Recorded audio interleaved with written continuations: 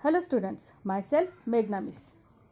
Last video में मैंने आपको दूसरी इकाई उसमें का लेसन नंबर 3 2 लघु कथाएँ यह बताए थे। उसमें से फर्स्ट लघु कथा थी हरा घोड़ा।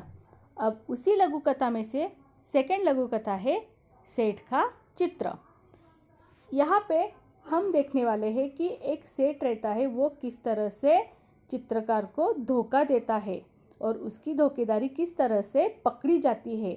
और ये जो है, ये भी लेसन जो है अकबर और बीरबल के ही कथाओं में से एक कथा है।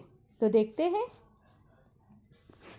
बहुत पहले की बात है, एक सेठ था। वो बहुत ही कंजूस था। एक दमड़ी भी खर्च करते समय उसके प्राण निकल जाते थे। यानी एक जो सेठ था वो बहुत कंजूस था, यानी पैसे देने के लिए, खर्च करने के लिए वो बहुत सोच विचार करता था। वह काम करने के बाद भी लोगों को पैसे देने में परेशान करता था। यानी लोगों से वो क्या करता था, काम करवा लेता था, लेकिन पैसे देने की जब टाइम आता था तो वो उनको पैसे नहीं देता था। एक बार उसने एक चित्रकार से अपना चित्र बनवाया। जब चित्रकार ने पैसे मांगे तो सेठ ने कह दिया, चित्र ठीक नहीं है, दोबारा बनाकर लाओ।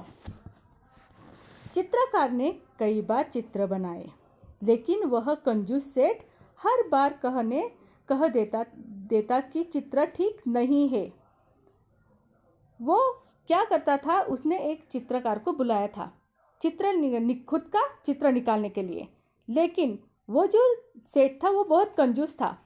कितनी तो भी बार उसको पैसे नहीं देने थे, इसलिए वो उस चित्रकार को हमेशा बोलता था कि तुम जो चित्र बना रहे हैं हूबहू मेरे जैसा तुम बना नहीं रहे हो। इसलिए वो चित्रकार बहुत क्रोधित हो गया, उसको गुस्सा आने लगा और होकर उस चित्रकार ने सेठ से सभी चित्रों के पैसे का तकादा कर दिया। तकादा यानी वो मांग करने लगा कि मैंने आपके जितने अभी तक चित्र बनाए हैं वो चित्र मुझे दे दो।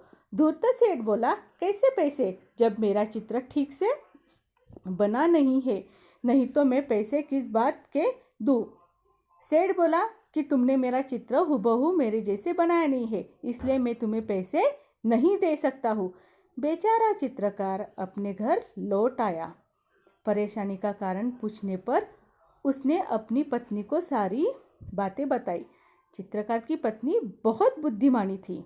वह बोली, आप दरबार में जाकर न्याय के लिए फरियाद कीजिए। फरियाद यानी विनती कीजिए कि मुझे न्याय चाहिए, ये सेठ ने मुझे क्या किया है, फंसाया है। चित्रकार बहुत उदास हो गया। वह मुंह लटकाकर बैठ गया। बोला, सेठ बड़ा आदमी है, लोग उसी की बात को सच मानेंगे। भला मुझे जैसे गरीब का साथ कौन देगा। ऐसे मुंह लटका के वो अपनी पत्नी से बोला। चित्रकार की पत्नी बोली, सबके बारे में ऐसा नहीं कह सकते। बादशाह अकबर बहुत दयालु है। बादशाह अकबर जो थे वो क्या है, बहुत अच्छे हैं। यानी उनका स्वभाव कैसे है, बहुत नरमी से वो सबके साथ पेश आते हैं। वे भले हैं, पढ़े लिखे नहीं है, परंतु बड़े बुद्धिमानी है। उनकी सहायता के लिए दरबार में 9 रत्न हैं।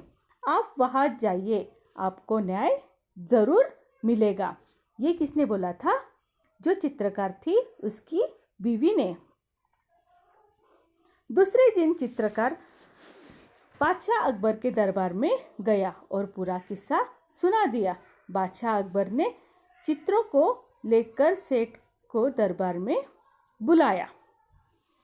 बादशाह ने सभी चित्रों को गौर से देखकर कहा, तुम्हें इन चित्रों में से क्या कमी है।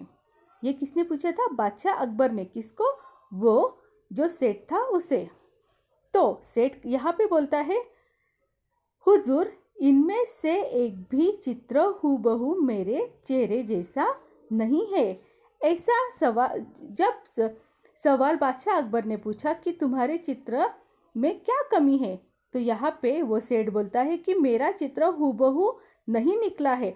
बादशाह अकबर मुश्किल में पड़ गए कि न्याय कैसे किए। बड़ी देर तक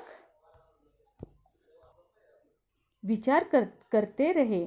जब उन्हें कुछ समझ में नहीं आया तो बीरबल से न्याय करने को कहा। बीरबल ने सारी बातें ध्यान से सुनी और तुरंत समझ गए कि सेठ चेहरा बदलने में निपुण है। जब बादशाह अकबर ने सेठ को बोला कि तुम्हारे चित्र में क्या कमी है, तो वो बोलता है कि मेरा चित्र मेरे जैसे हूबहू इसने बनाया नहीं है। बादशाह अकबर बहुत चिंतित हो गए। उन सोचने लगे कि न्याय अभी कैसे किया जाए। फिर बादशाह अकबर ने सारी बातें जो है बीरबल से कही कि ऐसे ऐसे हुआ है। तब बीरबल ने बोला कि सेठ चेहरा बदलने में निपुण है। चित्रकार को पैसे न देने पड़े इसलिए वह नाटक कर रहा है। ये तुरंत जो बात है बीरबल ने समझ ली कि सेठ जो है वो एक नंबर का कंजूस है। उसको क्या है, पैसे देने नहीं है। किसको? चित्रकार को। उसको सही रास्ते पर लाना जरूरी है। कला और कलाकार का सम्मान करने से कला संस्कृति की रक्षा एवं संवर्धन होता है। आप कला और कलाकार का सम्मान करोगे तो हमारी जो संस्कृति रहती है वो वैसी ही जतन रहती है। बच्चों, कला में निपुण कलाकारों की इज्जत जहाँ होती है वह देश विश्व में विख्यात होता है, यानी वो देश का नाम होता है। इसलिए बीरबल ने चित्रकार से कहा, तुम्हें चित्रों में सचमुच बहुत कमियां हैं। यानी चित्रकार जो है उसे कहा कि तुम्हारे चित्र में सचमुच बहुत सारी कमियां हैं। 3 दिन बाद इस सेट का हूबहू चित्र बनाकर दरबार में ले आना, तुम्हें पैसे मिल जाएंगे। और सेठ तुम भी दरबार में आकर चित्रकार को पैसे दे दो। बीरबल ने उस चित्रकार को बोला कि तुमने जो चित्र बनाया है उसमें बहुत सारी कमियां मुझे भी नजर आई है, तो तुम 3 दिन बाद हूबहू चित्र बना के लाना है। किसका? सेठ का। और सेठ को बोला है कि तुम पैसे लेके आओ। 3 दिन के बाद तुम इन्हें क्या करना है? पैसे देना है। सेठ घर चला गया। बीरबल ने चित्रकार से कहा, 3 दिन बाद तुम दरबार में एक बड़ा सा दर्पण लेकर उपस्थित होना। दर्पण यानी मिरर लेकर 3 दिन बाद वहाँ पे आना है। 3 दिन बाद चित्रकार दरबार में आया और सेठ के सामने दर्पण रखकर बोला, सेठ जी आपका चित्र तैयार है। सेठ अपना ही प्रतिबिंब देखकर बोला, परंतु यह तो दर्पण है, नहीं यही तो असली चित्र है। ये कौन बोला? बीरबल बोला, सेठ जी यह तो तुम्हारा ही रूप है या नहीं?